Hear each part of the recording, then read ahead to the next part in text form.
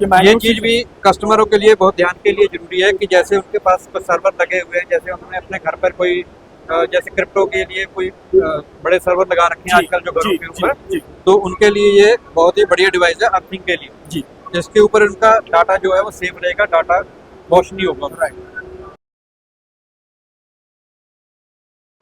आइए दोस्तों, अब हम जिस काउंटर के ऊपर पहुंचे हैं यहाँ पर अर्थिंग के बारे में बताया जाता है।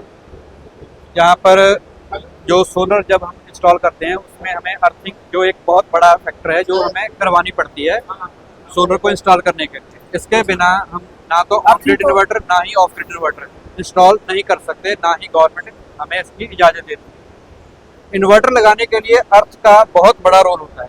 आइए हम जानते हैं सर से कि इसके बारे में। नमस्ते सर, क्या हाल है? बढ़िया सर। आपका शुभ नाम? सर नित्यानंद चौधरी। नित्यानंद चौधरी। आपके फर्म का नाम sir? Remedy earthing systems private. Okay sir, आप इसके बारे में हमें बता सकते हैं? हम लोग का अर्थिंग और लाइटनिंग प्रोटेक्शन सिस्टम का पूरा वर्क है। हम लोग इसके मैन्युफैक्चरर है और हमारा प्लांट है लखनऊ में। हेड ऑफिस हम लोग का लखनऊ में है। ऑल ओवर इंडिया सप्लाई हम लोग की है, बाहर भी हम लोग का एक्सपोर्ट है। अर्थिंग का एक की फैक्टर होता है, एनर्जी जहाँ भी आप एनर्जी चाहे वो थर्मल पावर से, हाइड्रो पावर से या रिन्यूएबल एनर्जी आप प्रोड्यूस कर रहे हैं, जनरेट कर रहे हैं, तो वहाँ पे आपको अर्थिंग देनी है फॉर द पर्पज आप सेफ्टी ऑफ इक्विपमेंट, आपका इक्विपमेंट सेफ्टी के लिए और ह्यूमन सेफ्टी के लिए। कोई भी चीज़ है, जैसे घरों में हम लोग स्विच प्लग छूते हैं कभी उसमें करंट आ जाता है, मतलब फॉल्ट करंट जो अपना होता है वो फॉल्ट करंट ग्राउंड नहीं होता है। जो फॉल्ट करंट ग्राउंड नहीं होता उसको पाथ कहीं नहीं मिलता है, रास्ता नहीं मिलता है जाने का, वही रास्ता अर्थिंग देती है। अर्थिंग देती है। तो जो भी फॉल्ट करंट है आपका सर्किट में रहता है वो फॉल्ट करंट आपका ग्राउंड होता रहता है प्रॉपर, तो आपका इक्विपमेंट भी सेफ रहता है।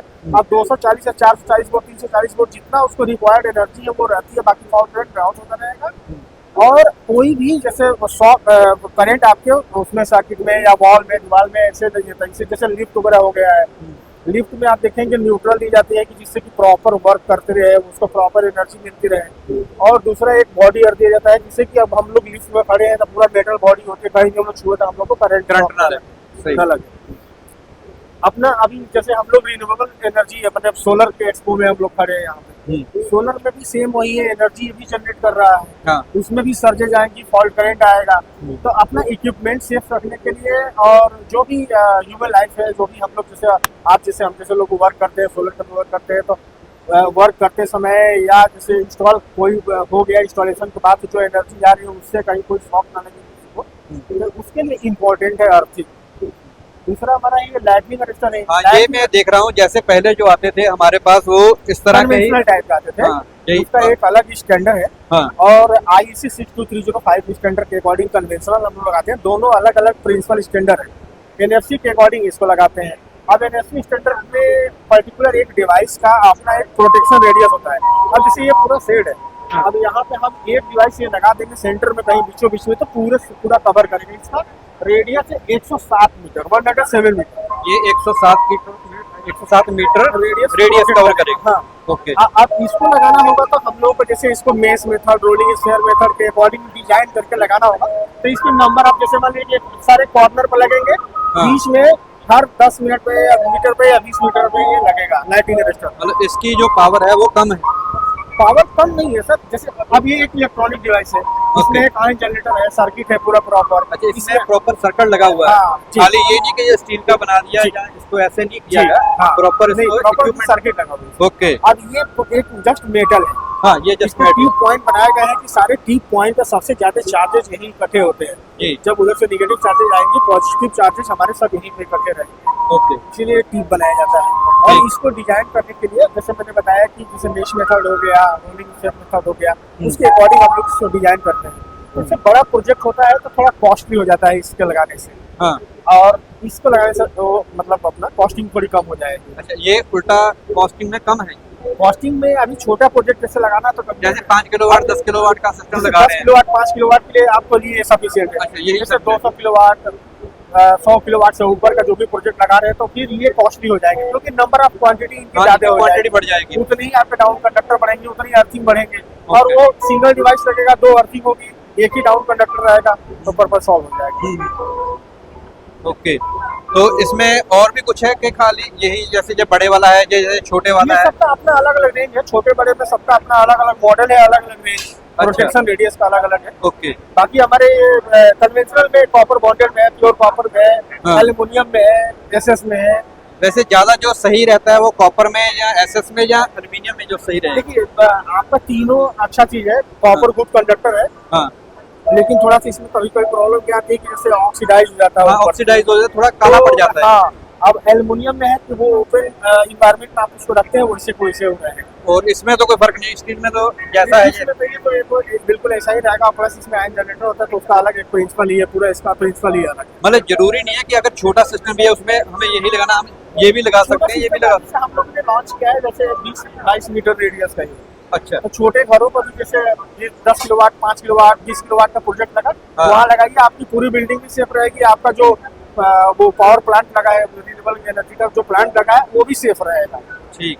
और इसके साथ आप ये अर्थ के बारे में भी है, आपकी ये अर्थिंग रॉड है, ये गैल्वेनाइज सारी है, ऐसे कॉपर में ही है सर? ये सब कॉपर बॉन्डेड है। कॉपर बॉन्डेड है। हाँ। ओके। इसका जो बेस मेटल है वो एबीएस का है, माइल्ड स्टील है। ठीक है। इसके ऊपर में इलेक्ट्रोप्लेटिंग फैक्ट्री का प्लांट का फोटो है। हाँ। इसके थ्रू इलेक्ट्रोप्लेटिंग होती है, पूरी एक प्रोसेस होती है। तो इसमें कॉपर का मतलब कोटिंग होती है इसमें। ओके। ये एल्युमिनियम का आपका? हाँ, ये एल्युमिनियम का। और ये जो बड़े वाले ये पाइप अर्थिंग, ये पाइप अर्थिंग। हाँ। इसमें कुछ कैल्शियम वगैरह, केमिकल वगैरह इसके अंदर में केमिकल, इसको जैसे ये रॉड सॉलिड है। हाँ, सॉलिड इसी तरह से सॉलिड करने के लिए उसके अंदर में सीसीएम क्रिस्टलाइन कंडक्टिव मिक्सचर होता है। एक कंडक्टिव मिक्सचर होता है जो इलेक्ट्रिसिटी को पास करता है।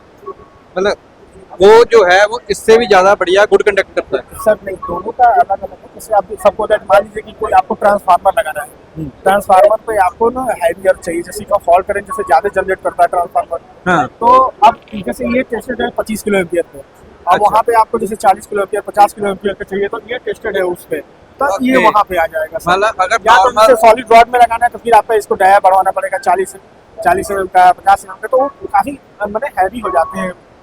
उनका ट्रांसपोर्टेशन या जैसे आदमी ही लेके जा रहा है साइड पे तो थोड़ा हैवी हो जाते हैं। कंपैरिजन में वो मतलब ये वाट के हिसाब से 5 किलोवाट, 10 किलोवाट, 20 किलोवाट तक तो यही जो है सॉलिड रॉड ही चल जाती है। आप पूरा मेगावाट इससे लगा सकते हैं, किलोवाट की बात नहीं है। जैसे फॉल्ट से मैंने बताया कि जैसे ट्रांसफार्मर वगैरह हो गया, एसटी लाइन के एप्लीकेशन के लिए वो सब यूज होते हैं। ओके। हाई टेंशन जैसे मैं आपका सब स्टेशन हो गया, ट्रांसफार्मर्स हो गए, उस पर आप लगाएंगे। ये कंपनी आपकी कहाँ की बेस है? ये हमारी लखनऊ बेस कंपनी है, अपनी मैन्युफैक्चरिंग यूनिट भी लखनऊ में है। अच्छा, मैन्युफैक्चरिंग यूनिट आपका लखनऊ में ही है? जी। तो अगर आपने इसको जो सप्लाई करते हैं वो ऑल ओवर इंडिया में करते हैं? मैं ऑल ओवर इंडिया सप्लाई करता हूँ, कुछ कंट्रीज में मैं एक्सपोर्ट भी कर रहा हूँ आज की डेट में। जैसे कुछ जैसे वियतनाम हो गया, साउथ अफ्रीकन कंट्रीज हो गए, आपका इधर श्रीलंका हो गया, बांग्लादेश हो गया, नेपाल हो गया, भूटान हो गया। ओके। मतलब आपका एक्सपोर्ट का भी काम है साथ? जी। आप इसके साथ ये जो एसपीडी वगैरह है ये भी आपकी?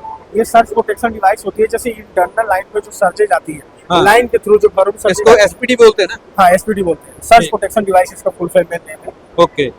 तो ये क्या चीज है? ये भी एसपीडी है। ये जैसे आपका स्ट्रीट लाइट होती है, मतलब हाँ। लाइट के लिए है। अच्छा। हाँ। स्ट्रीट लाइट के लिए। और ये वाला यूनिट? ये डेटा लाइन के लिए, जैसे आपका सिस्टम है जहाँ पे लगा हुआ है। अच्छा। इंटरनेट एक तरह से इंटरनेट के लिए है।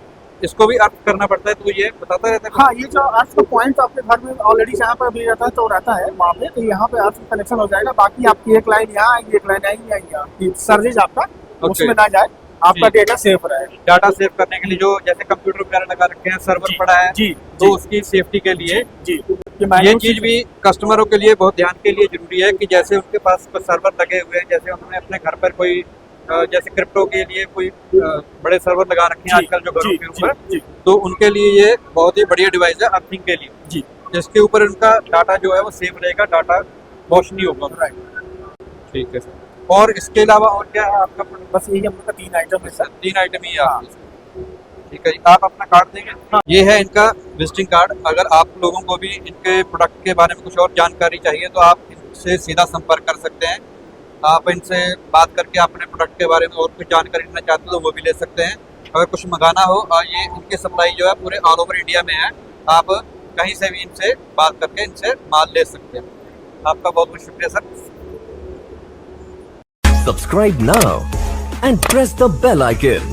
Never miss an update.